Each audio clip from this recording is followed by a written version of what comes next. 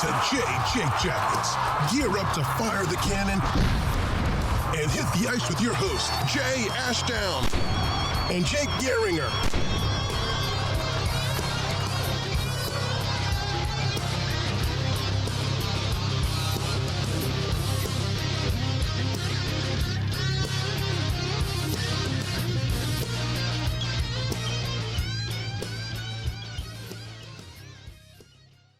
Okay, so now that the timer is done and the recording is on, here we go. So I know at the end of last episode, we teased a review of the Trashers doc. You haven't seen it. You're too busy. Yeah, I'm absurdly busy right now with schoolwork and stuff like that. I just don't have the time for it. So what we're going to end up doing is we're going to move that to next Tuesday. We're just getting this out of the way right off the bat. And I say next Tuesday because no Saturday. And Jay, would you like to explain? Going back to Cleveland for the weekend. Going to see Browns, Bears. Fun. Hopefully I will see Justin Fields. That would make me happy. What do you want to win? Of course, the Bears. Come on. Oh, really? Yeah. Come on. It's the Bears, baby. That helps me out if the Bengals win next weekend. Yeah, but just don't rely on the Bears. That's not going to happen. Well, Sorry for beating you this week. Dude, it's weird because like the whole division is 1-1. So like after 2 weeks, it's jump ball. Yeah. Poor Joe Burrow had a rough second half. Three interceptions and just getting mauled. Anyway. Yeah. So first thing I want to address, this like just broke over the last couple of minutes from Brian Hedger. Again, getting it from our boys at Hockey Hound. Nationwide Arena, according to the Mayor of Columbus, is going to have a mask mandate this season, regardless of vaccination status. So It doesn't matter if you're fully, partially, or not. Go wear a mask. Right. Yeah. Okay. So that makes sense. You know, I can't say I'm too surprised by it because they're probably going to do everything they can to try and make sure they can get as many people in the games as possible, and that's probably the easiest way for them to do it. Yeah, and honestly, like for all those people that like complain about you can't breathe in it, just get a breathable cloth mask. Like, yeah, don't use the cheapo ones. Obviously, because they suck and they feel weird. Because like I have cloth masks, I have a breathable one that's like adjustable. It's fine. Yeah. I mean, yeah. Biggest thing you got to worry about for someone like me, especially once I finally do get a new pair, is fogging up glasses. You know what I have? I have here. I'll show you this too. I got this from Target. Zero fog. You just go to like the lens section. Nice. So you spray it like on both sides. It's almost like you're like cleaning your glasses and just wipe it off. Yeah. Then put on your mask and fog up. And you're perfectly fine. That's I just had to do it for my class because we have to wear masks in class. Yeah. And it helps out a lot because I can't be in a classroom and not have my glasses on. I can't see like right, like especially if you're sitting like all the way in the back. Yes, and I usually am. That was me in like philosophy and biology. Like, yeah, could barely read the whiteboard stuff. Philosophy projectors class. It was intro philosophy. It was interesting. Even for just an intro class, it was fun. Okay. Interesting news on the future. Columbus still owns Traverse City. Yeah, they do, and there's one player in particular who really owns it. We'll talk about him in literally just like 5 seconds. But like a perfect 4-0, they didn't do a like actual championship game. Yeah, because it's just like the 4 games and that's it. For reasons, I don't know if it's just like because of haphazard different format. Yeah, I'm not totally sure, but what I like about it is the fact that we went 4-0. So no matter what, nobody Yeah. can take that away from us, and we could just be like, yeah, we're champions. Dude, that last What you gonna do game about it? against the last game against the Toronto Rookies, 7-6 in overtime. Yeah, that was a fun one.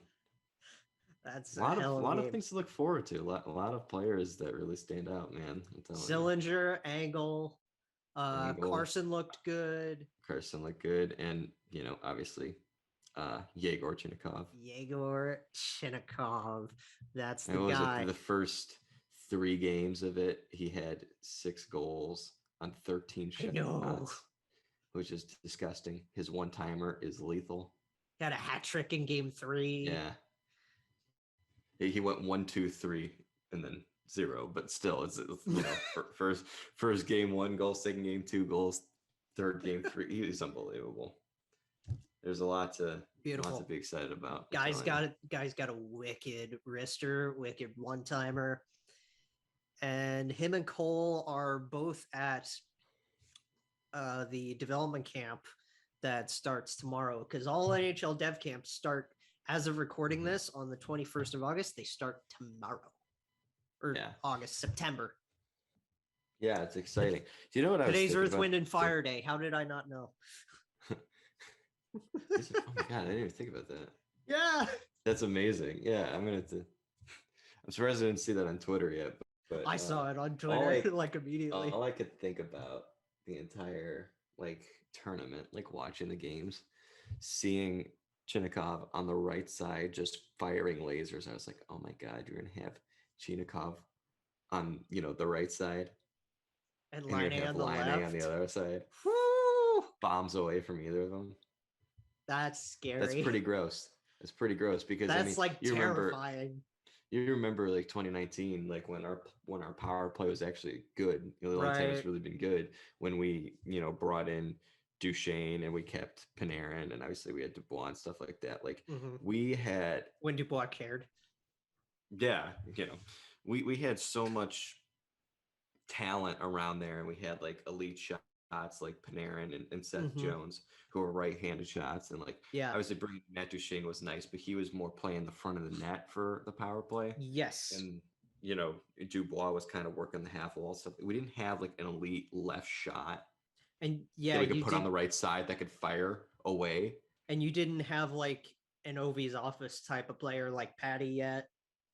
Yeah, because Panarin was really kind of in that area, but he was making plays. He wasn't firing the puck. Right. He was passing it around, zipping it tape to tape to guys. Now you got somebody that like pass he made in to that area Seth against Tampa. Yeah. Woo!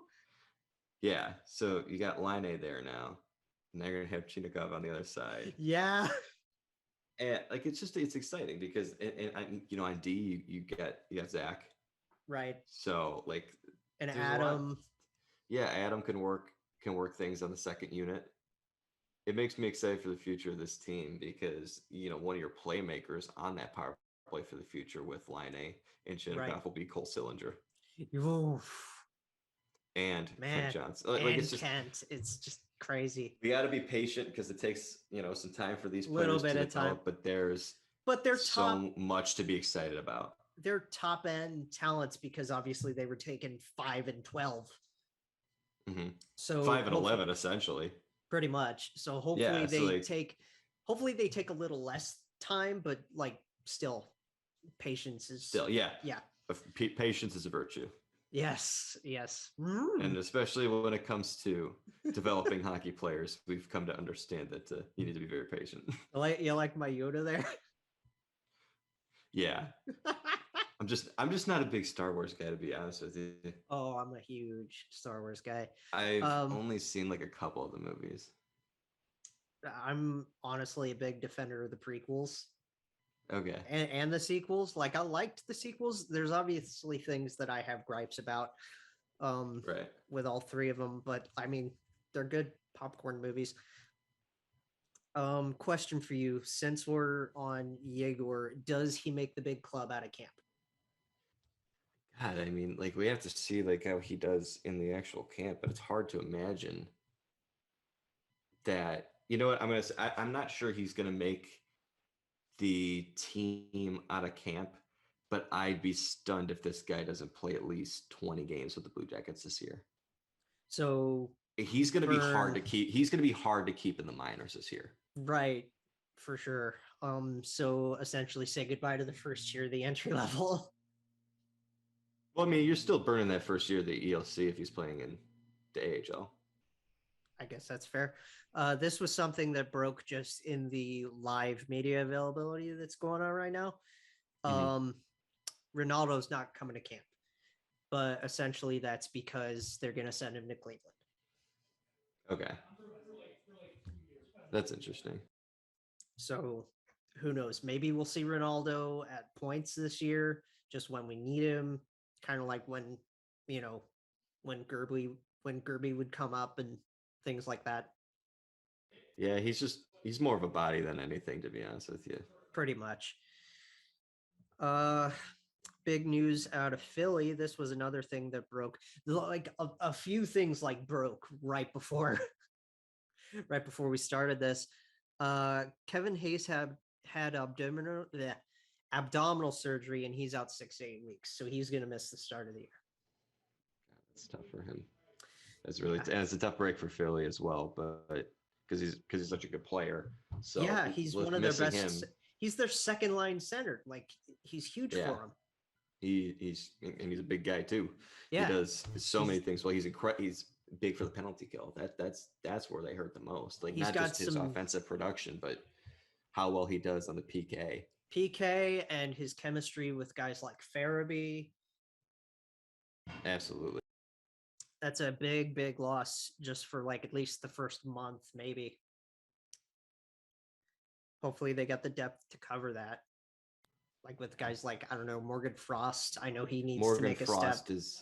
It's an opportunity for Morgan Frost for sure. But I'm pretty sure, I mean, if they really wanted to, like, Konechny can also play center, I believe. Yes. So Travis will probably step into that for a little bit. Right, because they like him on the right wing, but I mean, if he can play center, you might as well just put him on a second line. Yeah. Just circling back to Yegor, I do want to see him like up in Columbus as soon as possible because this kid is legit. Yeah. Now, who do you want to see him with on a line? Who do you want to Chinakhov? Put him with Tex, 2 young guys together like that. I like that. Would you have Tex in the middle, or are you having Tex on the left? I would have Tex in the middle because I really do want to see him at center. Okay, and then who would you put on the other side? On the left, that's the thing too. Is like I love Boone as like a third line guy. You know, I kind of want to see in a line like that. I kind of want to see what Robbie would do.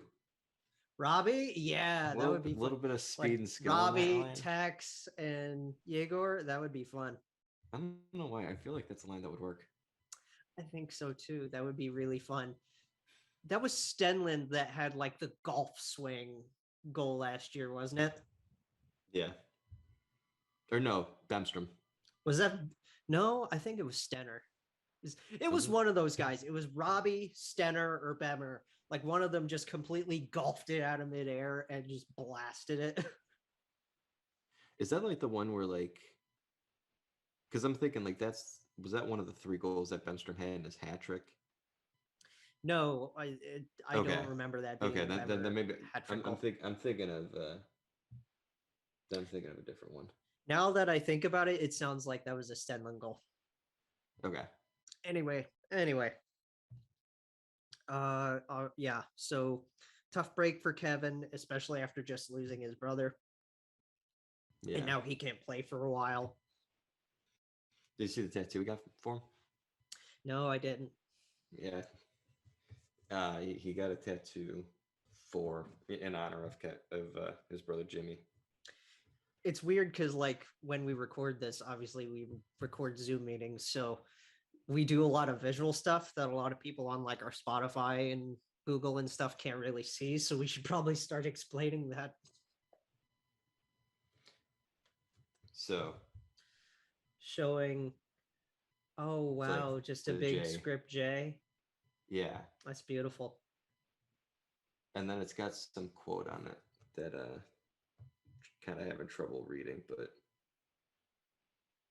It's got. I think it says just, like death leaves a heartache, no one can heal. Love leaves memory, no one can steal. oh, Yeah, makes you want to tear up, man. it does. Just already. But yeah, good luck to Kevin recovering, and hopefully we see him around like mid-November. Yeah. Jack Eichel is coming up again. Yeah, it's been quiet for a while. It's like the biggest unsolved off-season story. Mm-hmm. And so here's a question. He's going to Sabres camp. What if he actually passes that physical? Like, what do they do? I mean, it would make it easier to trade him, wouldn't it? I guess. Because he would probably still be able to go out there.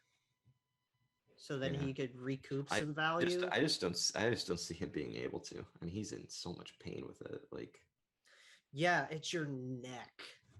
Yeah. And like if you look, I see both sides of it.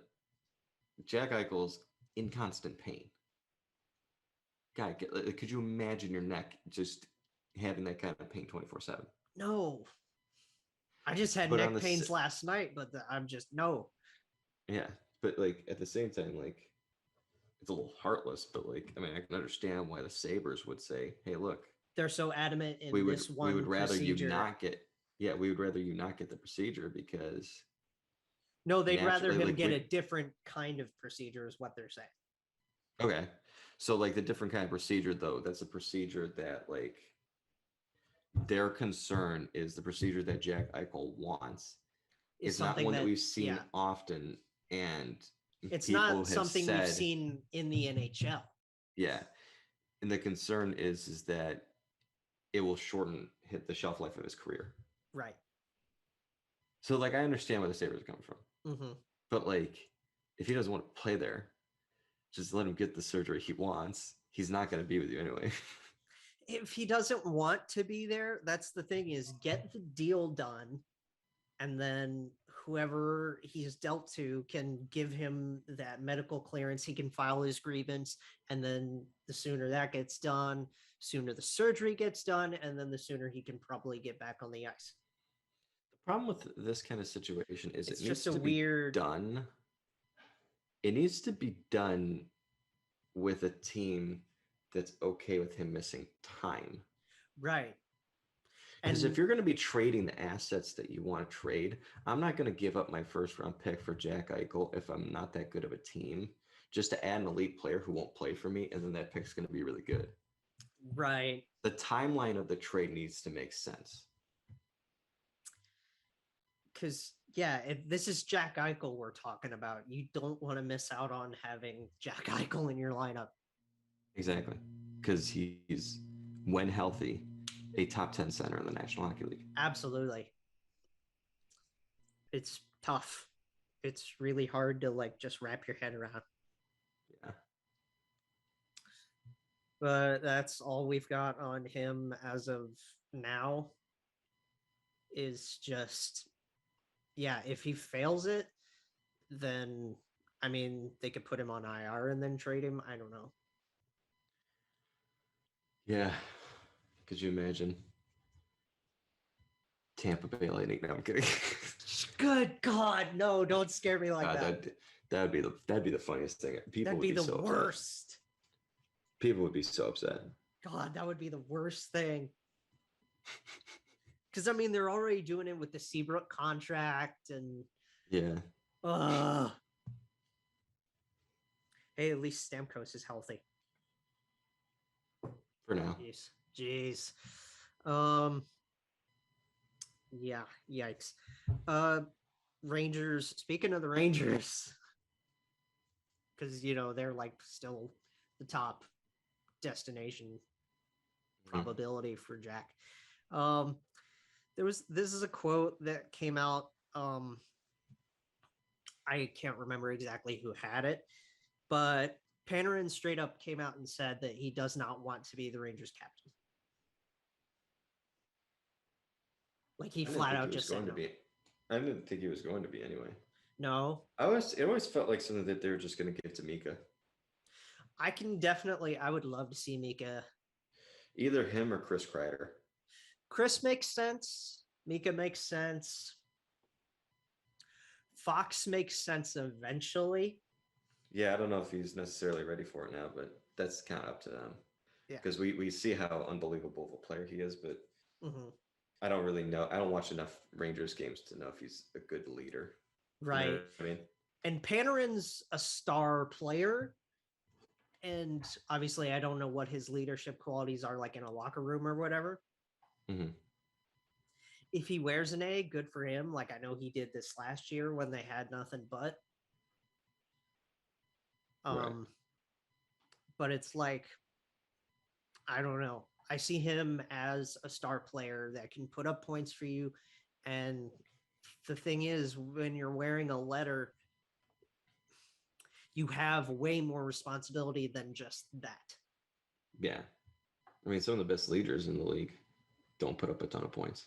Right. Some of the best leaders we've seen are. I mean, Derek McKenzie didn't put up a lot of points in his career. Right. You know, like you can find that really anywhere. Captain the Panthers for how many years? Couple, at least? Two or three. I miss D-Mac. He was fun to have on the penalty kill. He was great here. Speaking of former players, just as a little aside, Letestu's an assistant coach with the Monsters, and Dorsett is now full-time player development. I like that. For Good to see those guys. Yeah. Especially Mark. I've always had a soft spot for him. I love Mark. Mark Letestu is so just embodies the team. Mm-hmm. Travis Zajac retired. He did what Backus did and signed a one-day contract with the Devils, and he's immediately becoming a consultant with the team. That's awesome for him. I mean, he had an unbelievable career with the Devils. I think because sometimes we lose perspective of players, especially in their older years, if they're not a superstar. It's easy for us to remember just how unbelievable Jason Spezza was. Yes. Because he's good. He's still good, but he's in the bottom six and whatnot. But we remember those elite years. In the bottom six, he performs like a top six guy. Yeah, he still performs not nearly the way that he used to, but still we can remember how unbelievable Jason Spezza was. Right. Same with Joe Thornton, same with Patrick Marleau. Travis Zajac's a guy he's not a Hall of Famer, so he gets lost in the weeds a little bit. He's a super underrated guy. Yeah, I think people forget just how unbelievable this guy was in his career. One of the best shutdown centers in all of hockey for the 12 and 14 long cup time. Runs. Well, they didn't make a cup run at 14. Did they not? Was it 13? I was thinking 13. No, because they only made the finals in 2012. No, but what I'm saying is when they were consistently in the playoffs and going at least a couple rounds in battles they would have with the Rangers. They went to the playoffs in 2012 and went to the cup final, and they didn't make the playoffs again until 2018. Okay, I guess memory just doesn't serve that great. I think it's just because of the Kings. When they went in 2012 and 2014. But, yeah, thinking about the Kings because it was they beat the Devils and then they beat the Rangers. Yeah. So that's what I'm thinking the Devils, about. They were playoff team in 08. They were 09, 2012. They made the playoffs a couple times, with Zajac, and obviously they had Kovalchuk too. Right. Zach Parise. They had Jake Pandolfo. The Devils, I just think because the Devils for so long, from 2013 up until recently, they still had Marty Brodeur. 2018 playoff appearance, they've been so bad that I think people have kind of just forgotten a little bit about and they're Travis super Zajac. And as he's young gotten older, They are super young now. He was a good mentor for several of the players that are on the current roster. Yeah, he was totally just good had a for great Jack career. and Nico, like both of them.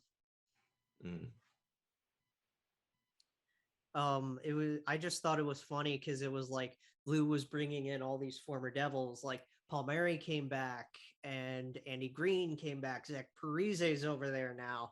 And I was like, are they going to keep Zajac? And no. Yeah. I was wondering that too. I felt like he could have been a good fit in bottom six, just continuing with that role. But I think that the Islanders are pretty loaded in their bottom six. Yeah, their bottom six is pretty crowded. Yeah. So I don't know if that really had played a factor into it. I think maybe it was just time for him to hang it up, and he did. Could have been part of it because I still think he could perform. Mm-hmm. But it almost makes you wonder, like, if that's the case, why wouldn't you just do one more year, just go back to the Devils? That's true. Yeah, I guess for him, he just like everybody knows when it's their time. So yeah, and he might just be like, you know what, why continue playing when I could just be a coach? Yeah, and help out in that way. Again, he's going to be a consultant, so I don't know if he's going to be coaching and consulting. Who knows? So he might not be like coaching, but like he'll still be helping the Devils. Yeah, I mean, in different ways. It's like we just said with Dorsett and Testy. Like that's my favorite thing is when players come in to organizations that they've been known for in, higher like executive roles or coaching roles. Nash, great example of that. It's really nice, I will say, and this is one thing that I really like about what I've seen from the Blue Jackets lately. You've got several players like over the course of their career played for different teams. Like Dorsett played for the Rangers and the Canucks, right, in his career too. Yeah, and he decided to come back to Columbus. Right. Nash played for the Rangers for a long time, and then the Bruins was in Boston for a short time. Yeah, and he came back to Columbus. Letestu played for the Oilers. He played for the Oilers. Like Penguins. he was all the Jets. So many. The Jets. Like he was a Jet. Oh yeah, he because that's when he was doing the smelling salt. It was when he was eating mustard.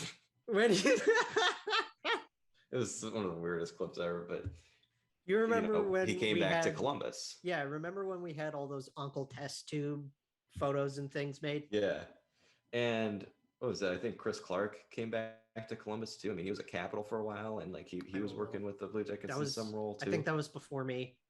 Yeah, because he was only a Blue Jacket, I think, for like 1 or 2 seasons, and he played the majority of his years with the Capitals. Right. He was even the captain of them at some point, and he still went back to like. There's a lot of players who really might not be necessarily known for being a Blue Jacket, or have played a decent amount of their career with the Blue Jackets, but not like the majority, and they still come back to Columbus, which shows that, like, I think the perception that people don't want to be in Columbus is false. It's wrong. Just, it's special circumstances for different players that have been kind of unfortunate for the team. Yeah, it's definitely like it's a weird warped feeling. Because I mean, we've talked about this at length off the air. Is once Foligno's done, I'm almost 100% certain he's coming back. And I mean, he still lives here, so it's like, yeah. And you hear like so many players talk about the city, like whether they're currently playing for the Blue Jackets or they played for the Blue Jackets in their career, like they just love the city. I mean, Voracek, we just traded for him again. Yeah, when they he was talking about like how excited he was, and he was just like, "Oh, I loved Columbus," because he didn't ask to be traded. He just got traded because we wanted to have a significant. We wanted a first line center, and we got Jeff Carter. Obviously, we know how that ended up, but he didn't ask for the trade. He liked Columbus, and now he's happy to be back. So, yeah, this whole thing with,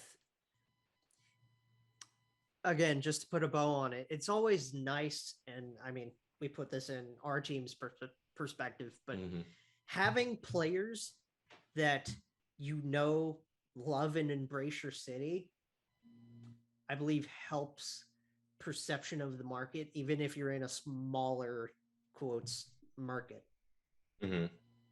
Absolutely. Like Columbus operates like a small market team. Arizona, big area, operates like a small market team. It's exactly like the perception of like small markets sometimes isn't exactly correct because might be thinking about like the city calling it a small market. I mean, Columbus is a bigger city than Boston. Right. It's not a small city. It just operates like a small market. Right. And I think that's a really good point by you. Like, just because there's a perception of like, oh, this is a small market franchise doesn't mean that it's a small city. Doesn't mean people don't want to be in the city. It's just how they operate.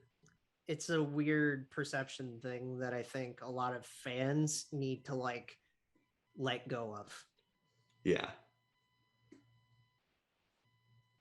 Especially fans of like bigger markets, because they really, certain fans of bigger markets love to, lack of a better term, shit on all the smaller markets. Mm-hmm. And it's like, that's got to stop. Like, I know chirping's a thing, but like, chirping should be all in good fun. Don't disrespect a city. Like, Columbus's population, 898,553 people. Okay. Ready for this? Mm. Guess what Pittsburgh's is? 600K. 300.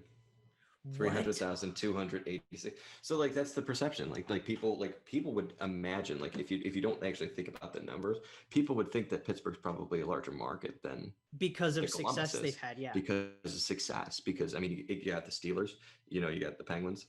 We don't need to mention the Pirates because they suck. But, like, but like the ultimate thing is like you think about like it also depends on the fan bases, and because the Penguins have been around for so long and they've been so successful, and same with and the they're Steelers, a louder fan base. It's more national. So like people think like, oh, Pittsburgh, man, it's a great market, right? But and it is a great market because the fans are so passionate.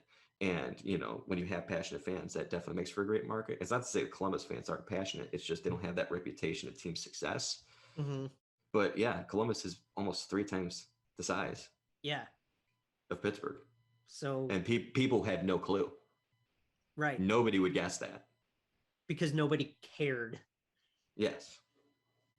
So like, I mean, and now that we're seeing like, I'm going to shout out Dennis again because he promotes us. He regularly watches. He regularly watches. He promotes us. Did you watch the video that he put out the other day? Yes, he's unbelievable. I love that guy. He's great, dude. Funny dude, and it's just he's right. If the fans build it, they'll come, and that's why all of us, the artillery guys, former goons, us, like if we're out here making content and spreading the team around, then more fans should be coming. Yeah. And let's say this, like we're rebuilding this year and whatnot. Mm-hmm. Hopefully how rough Ohio State looks might actually take away a little bit of excitement from the team because the defense doesn't look that great. The quarterback situation is not ideal. CJ Stroud doesn't look that good. Maybe people will shift their focus to the Blue Jackets for a little bit. Maybe. If things don't start to look up for OSU. Because no matter what the Blue Jackets do, like they're continually growing and whatnot. But we've talked about this at length. It's unfortunate. They'll always be second. They'll always be second to Ohio State. There's nothing you can do about that. Mm-hmm. It's just how it is. Yeah. But I think like you said, during the lull points of OSU football specifically, I do think fans should turn their attention over to Union Blue, honestly. Because even though like we're not expecting much out of this team this year, there's still a lot to be excited about.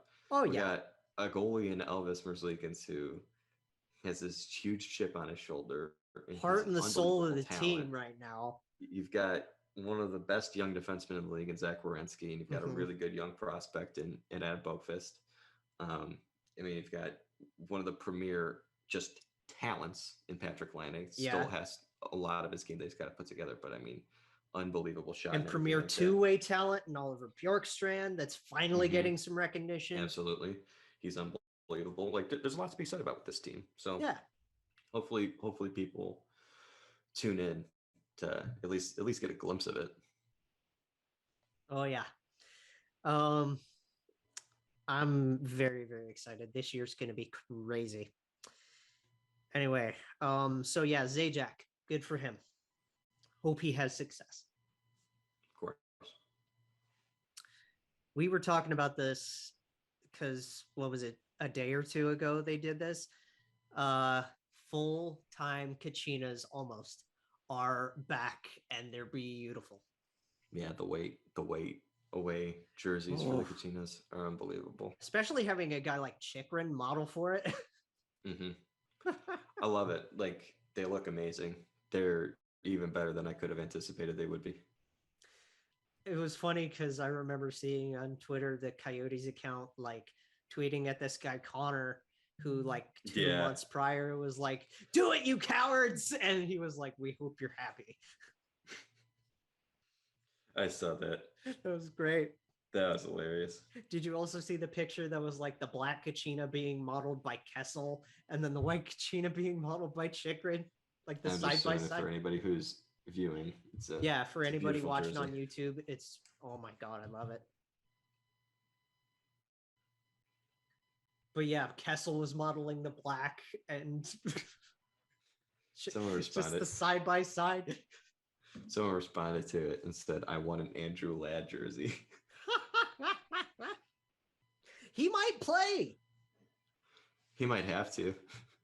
I mean, he might do it, which is awesome. He's a body.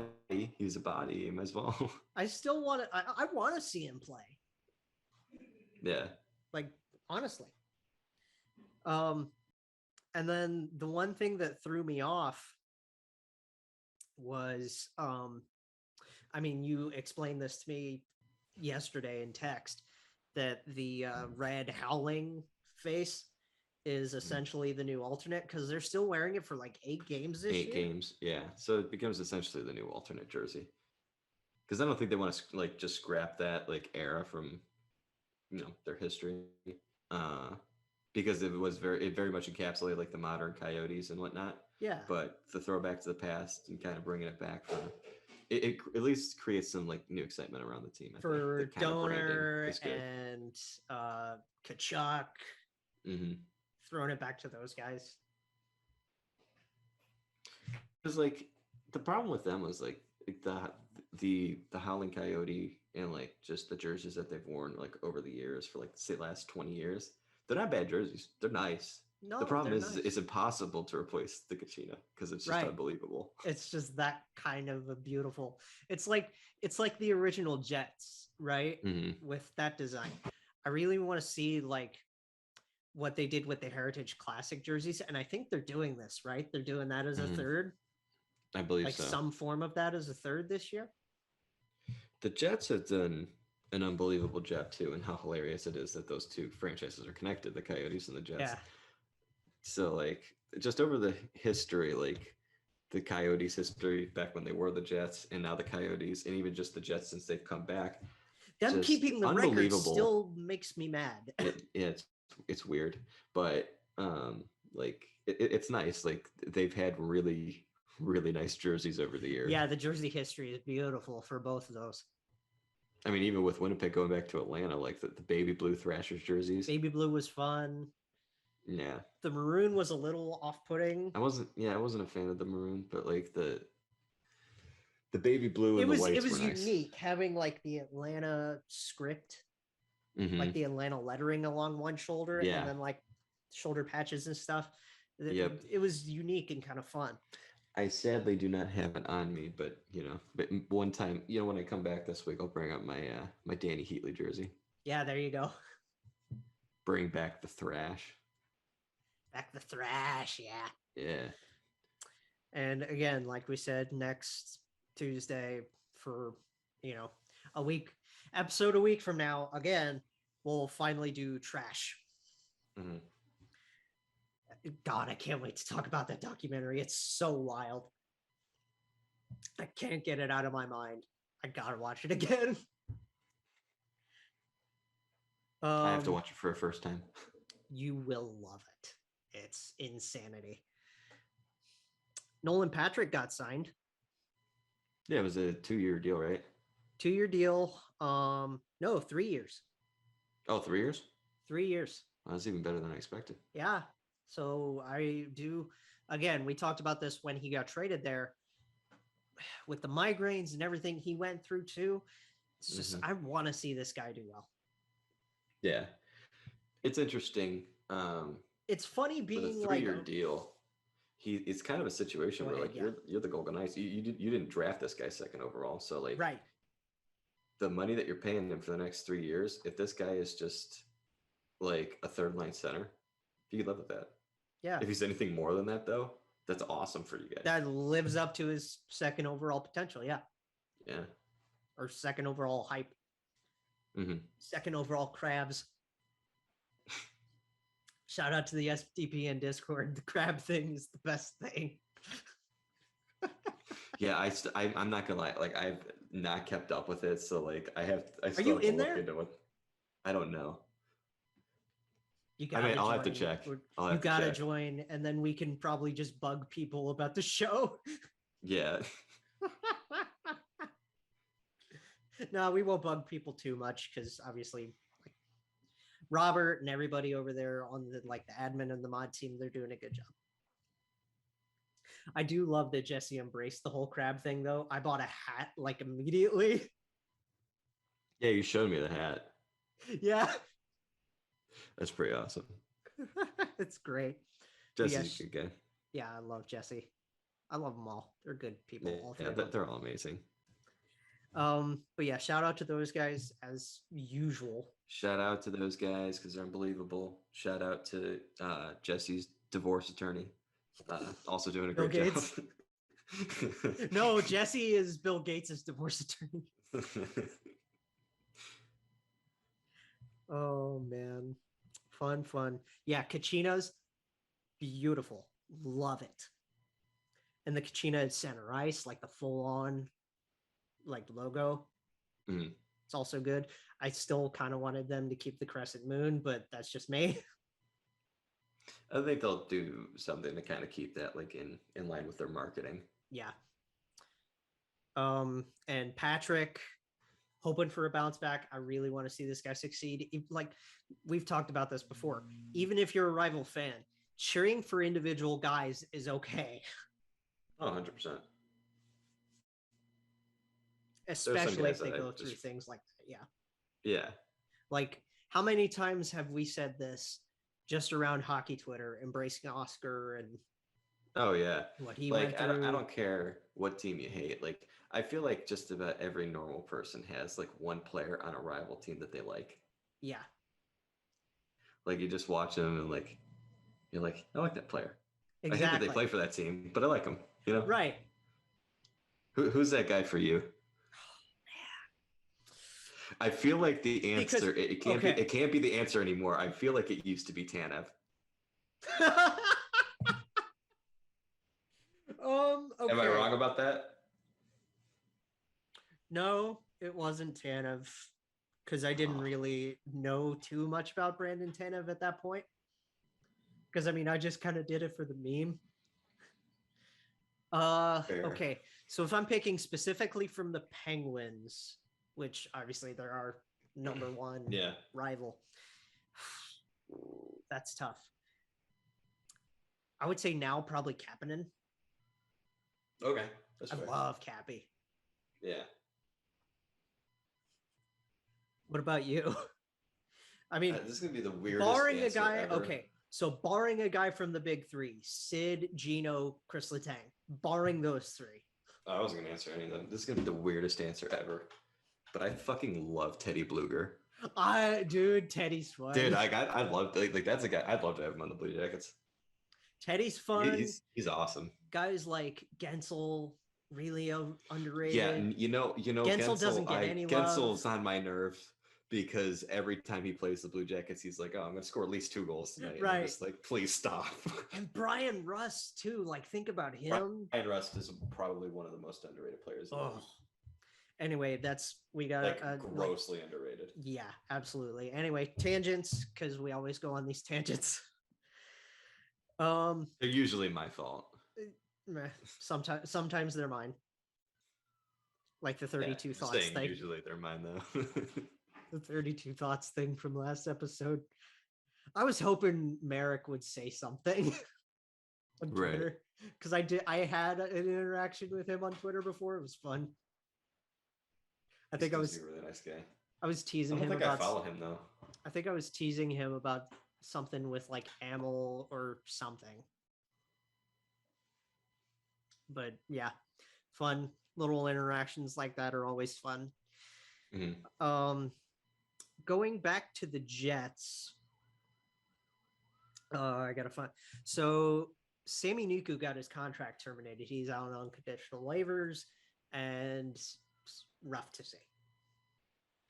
Yeah, I was surprised to see that, because I know for quite a while he was somebody that they were hoping could step into possibly like a second pair defensive role for the team. They saw a lot of potential in him. Obviously, he had a rough season, so things weren't really working out, but he deserves a second shot, I think. I think somebody needs to take a chance on him. Plus, I think after a while, he got overshadowed by Heinola. Yeah. Which doesn't help. For good reason, because that guy's a stud. I mean, he is, but again, that doesn't really help Sammy's case. Oh, I know. 100%. Which is tough. But here's hoping. If you're the Coyotes, why don't you take a shot at him? Like, do it. You're rebuilding. If you're a rebuilding team, like, what do you have to lose? Like, bring him in, see if you can. How many times are we going to end up mentioning the Coyotes this episode? Because I just remembered that they signed Gouch to a PTO, so he's going back. I didn't even see that. So I just saw that earlier today. It's wild. I love it. They're gonna have like an all-time meme team this year. Don't be a coward. First line of Antoine Roussel, Louis Eriksson, and Andrew Ladd. Get it done. Oh my God, yes. That's the best first/fourth line I've ever seen. Let me tell you, that line would have been killer in 2013. Yeah, honestly. We got a couple more. We got some PTOs going on here. Okay, so obviously we got Gouch out of the way. Who else we got? We got Bobby Ryan signing another with Detroit. I want to see him come back there because he looked really good there last year. Yeah, he had a really good first half of the season. So, why not? It's Bobby Ryan. I love Bobby Ryan. Gotta root for Bobby Ryan.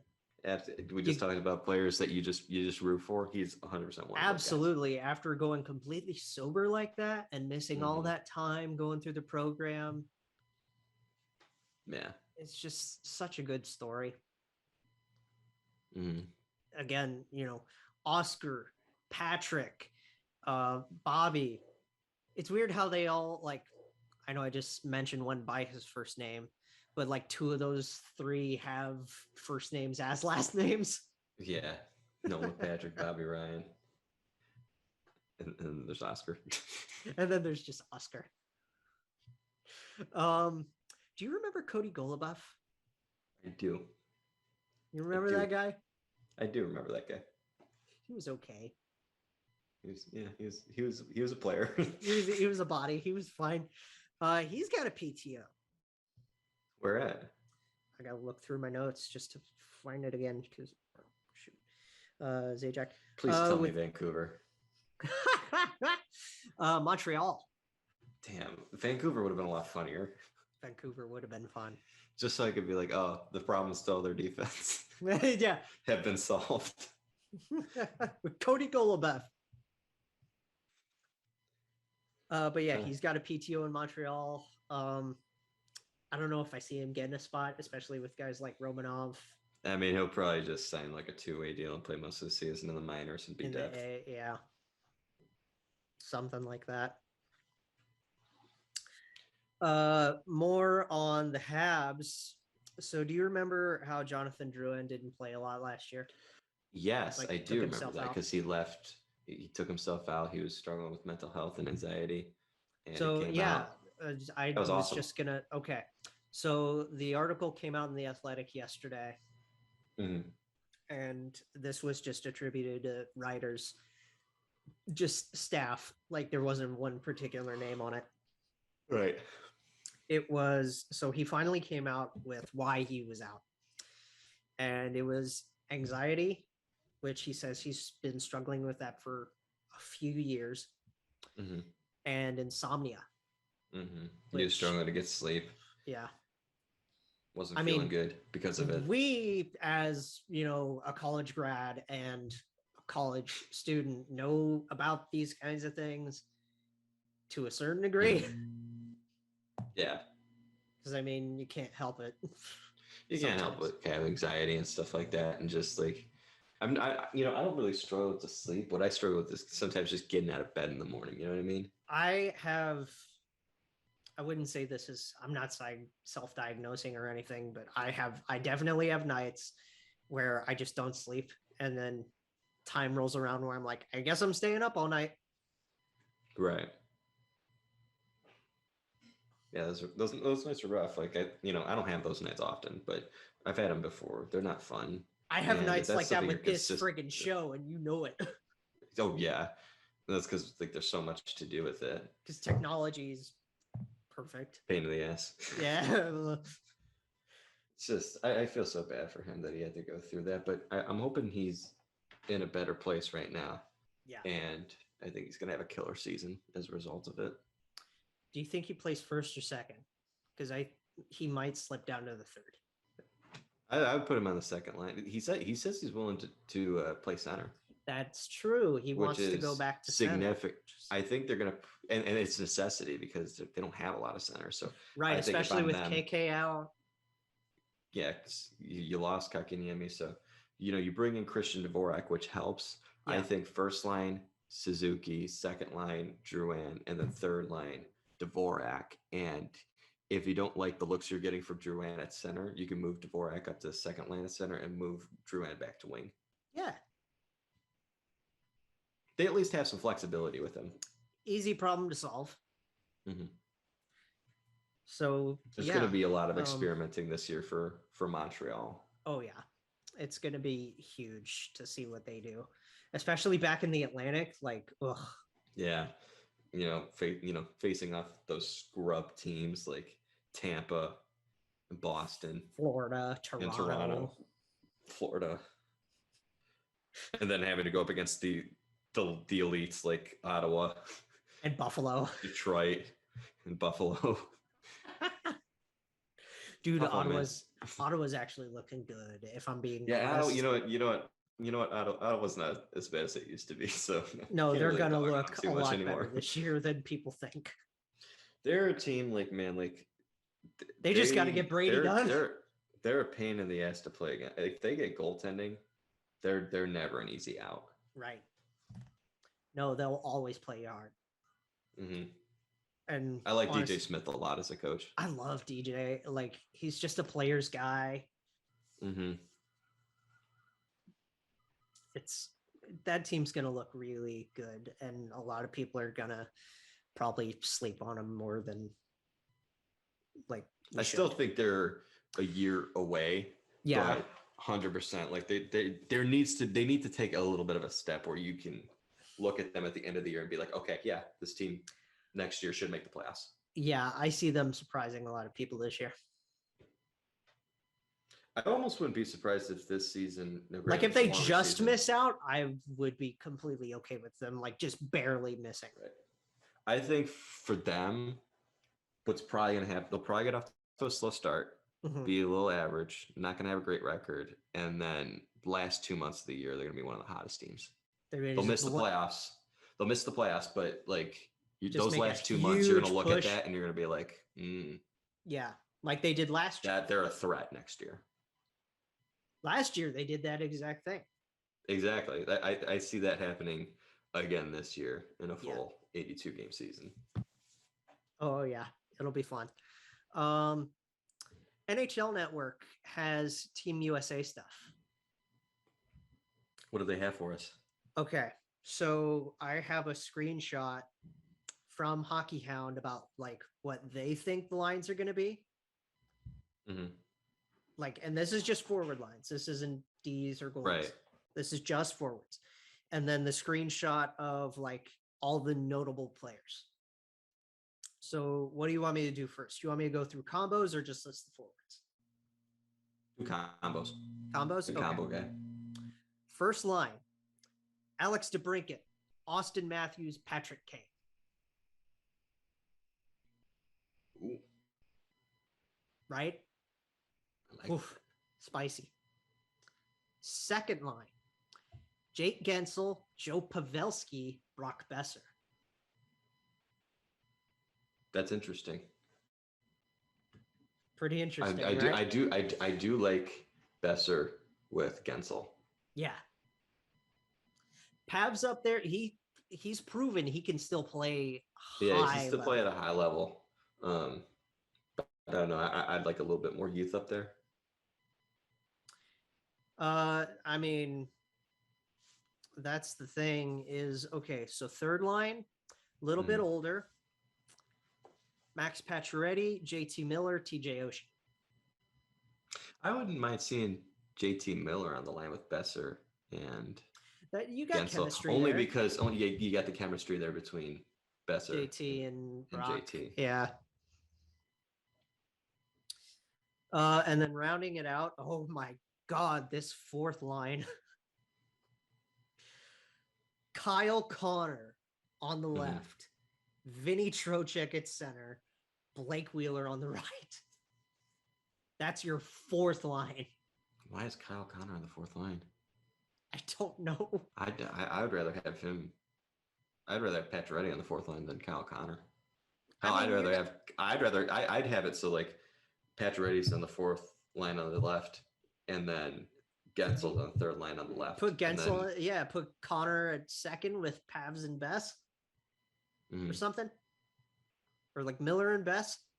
I'd have it be if you're gonna have Pavelski on your second line, I would do Kyle Connor, Joe Pavelski, Blake Wheeler. Just because of the chemistry, and then I'd make sure I have JT Miller and Brock Besser with together. Brock, yeah. So the listed notable forwards, like the options, right? Mm-hmm. And they list them by age, like youngest to oldest. Brady Tkachuk is 22. Mm-hmm. Brock Besser, Alex DeBrincat, Matthews, and Matthew Tkachuk. It's weird having Austin Matthews and then Matthew Tkachuk back to back. It's kind of a tongue twister, isn't it? Yeah. They're all 24. Mm. Kyle Connor, Jack Eichel, oof. And Dylan Larkin, all 25. Surprised they didn't have Dylan Larkin in that lineup. In that lineup, yeah. Jake Getzel, the only guy at 27 years old. Okay.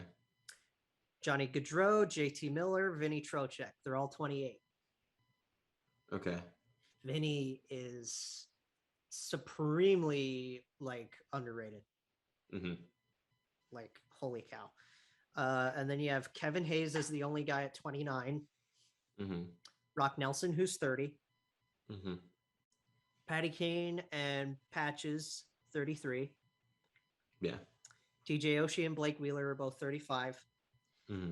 And then Joe Pavelski, 37. Right. Yeah, So, I want to see Dylan Larkin somewhere in there. you know what would be really, really fun? What? Matthew on the left, Larkin at center, Brady on the right. Yeah, honestly, I was thinking that because you'd have a lot of speed, skill, and physical. You'd have two really physical players too. The two Tkachuk brothers will ruin your day. I don't know. Honestly, Pavelski's still really good at his age. Oh yeah. I just don't know. I don't know about him in the line because I feel like, especially in international, you're gonna want as much speed and skill as you can get. Yeah. He's still got. But the he's skill, also but like he a doesn't really have the staple. speed. Joe's a staple in international competition too, though. So it's Mm-hmm. what do you do? I don't know because you're almost putting him in A position to fail for his Olympic, more so for his Olympic experience than for his him being pedigree a best rather than- option. yeah. You know what I mean? It's not to say he doesn't deserve it. He's a really good player. No. It's just that your team, you have a bunch of really good players. But that's the thing too. Is I want to put in my best players in the lineup. You know what I mean? Yeah. So that's the thing is, oh,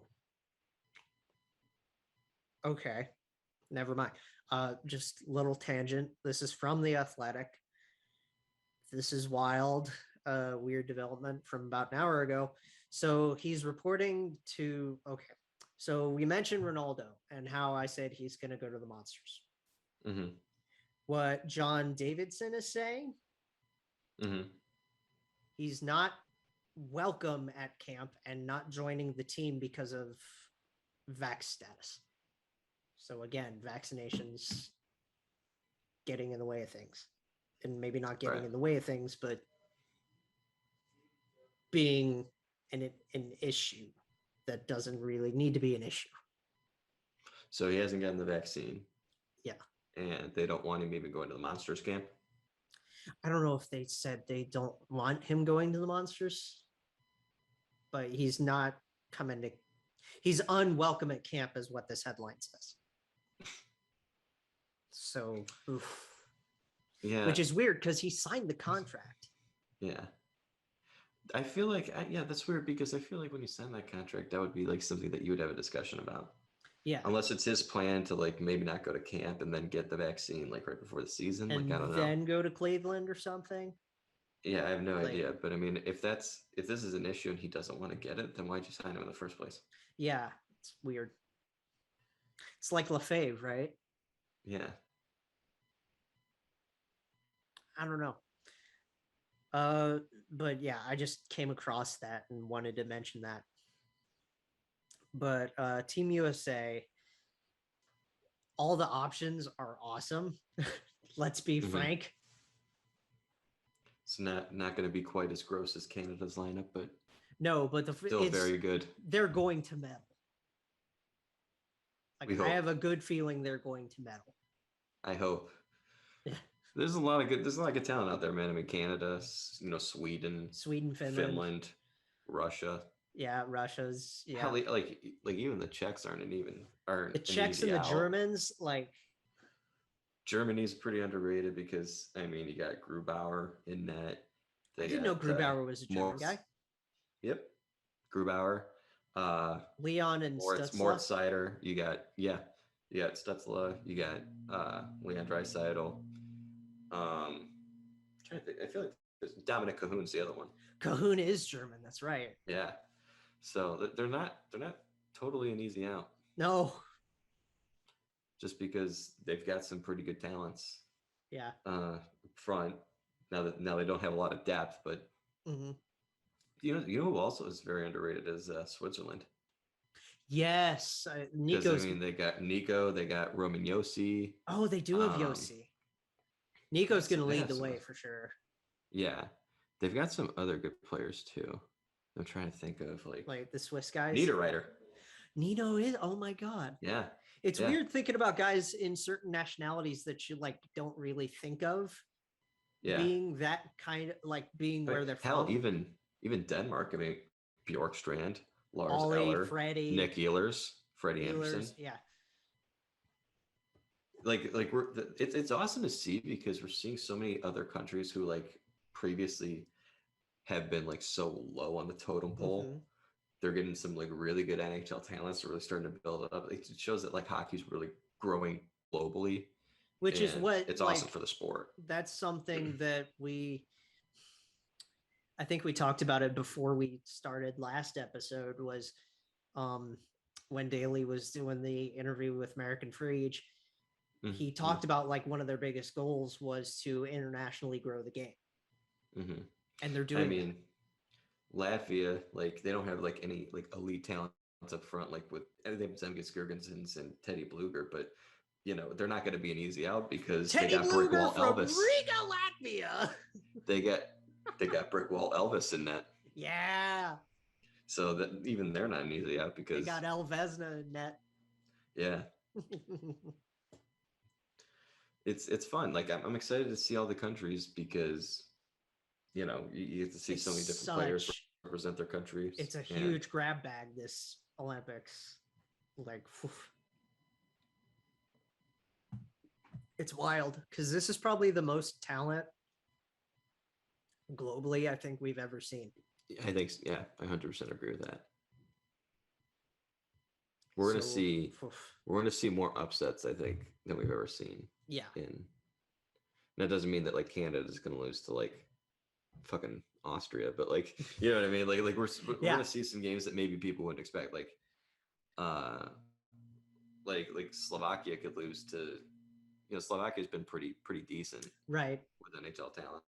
They could lose to Germany. They could lose to Switzerland. They could lose to Slovenia. Any of those teams. If Kofi goes, Kopitar just just goes beast mode. Yeah, like they lose to Denmark. Like some of the middle level teams, we're seeing more of a shift, and that's pretty awesome to see. It's nice to see, like, because so we've complained about parity in the NHL, right? Have we? Well, more or less. Maybe not us specifically, but like general fans. Right. I think it's probably got the most parity of any sport. Which is, I mean, because like it's really not helping. Because you see the same teams going up to the top every year, and then the same teams down in the toilet every year.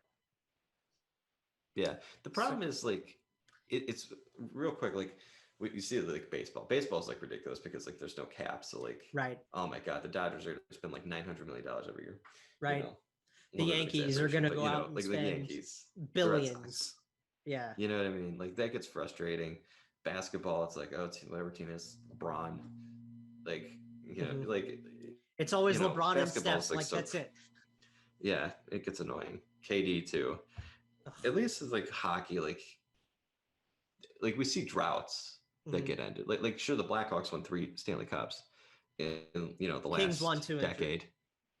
But like the Kings, those were their first 2 cups, and the Blackhawks, those were 2010 was their first cup since the 60s. In almost 50 years. Yeah. Exactly. So like at least we see like some, there's changes. Like the big market teams don't always dominate. You know what I mean? Right. Like the Rangers went 54 years before they won. 1940 and 94. Yes. Yeah. So like we see that all the time in hockey. Yeah. Teams that haven't done anything yet. Columbus and Minnesota. Right. Nashville. But Nashville's at least made a cup final. Sure. But it's still like, having not done the thing. Yeah.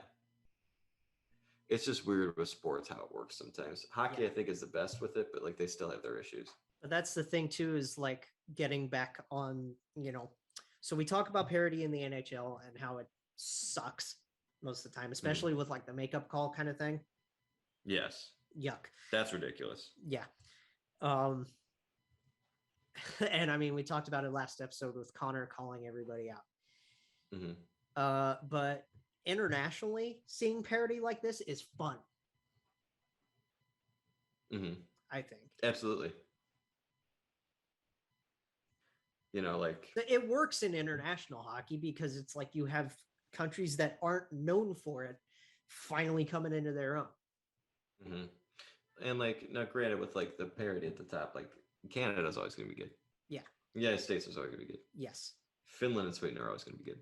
Sure. But it's nice to see other teams, like other countries. Russia's always finally coming up. Yeah.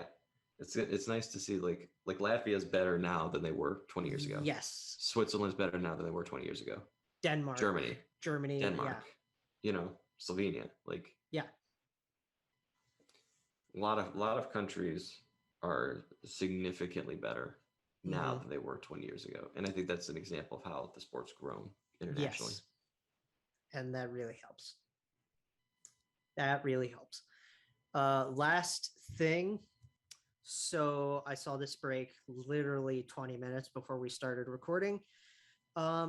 Best of luck to Jim Hughson in retirement from Sportsnet. Oh, really? Yes. Oh, man, I liked him a lot. That's the funny thing is like we don't get Sportsnet here in the States.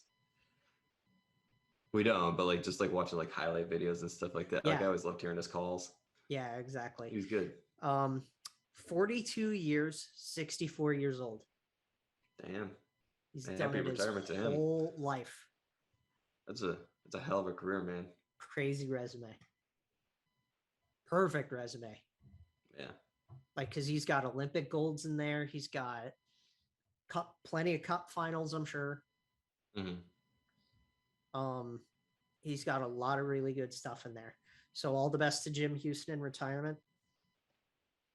And I wonder what he does next, if anything. Even if he just doesn't, you know, if he's away from hockey from here on out, he deserves it. Hell yeah. Enjoy the rest of your life, man. Yeah. So yes, I think that's it for actual like show. And real quick, yeah, I have one thing that I didn't tell you about that I want to talk about. Oh gosh, Did you see what Jack Hughes said about the Canucks? yes, about Quinn. Yeah. It's hilarious because it's like he's talking about like the criticisms of Quinn and stuff like that, and he's like, well, I mean, it's not too surprising, like when you're a team that's been like, what do you say, like something like when you've been as bad as they've been for as long as they've been, like, yikes, to be expected. And it's like, dog, I mean, little brotherly chirp. what team what team you play for? I mean, it's a little brotherly chirp. Like, I don't have a problem with it, especially because it's like, sure, he knows. Yeah, I don't have a problem with it because it's him defending his brother and trying to be like, yo, pay the man. But I think it's just like incredibly ironic that, you know, this kid on the Devils is like, God, the Canucks, what a crap team. I still think the Devils will probably be better first. Probably. So that's because they don't have Jim Benning as GM. Yeah, move. Because they don't have to pay Oliver Ekman-Larsson like $7 million for the next 7 years. And they're having issues with Quinn and PD, and it's just, gosh, get it done. Figure it out. Yeah, so Jay's gonna be out on Saturday, so no show then. We'll see you Tuesday for some Trashers. Jake Jackets, a podcast for fifth liners and all puckheads around. Follow the guys on Twitter at Snake Gehringer, GARRINGER, and at by Jay Ashdown. And subscribe on YouTube or wherever you listen. March on.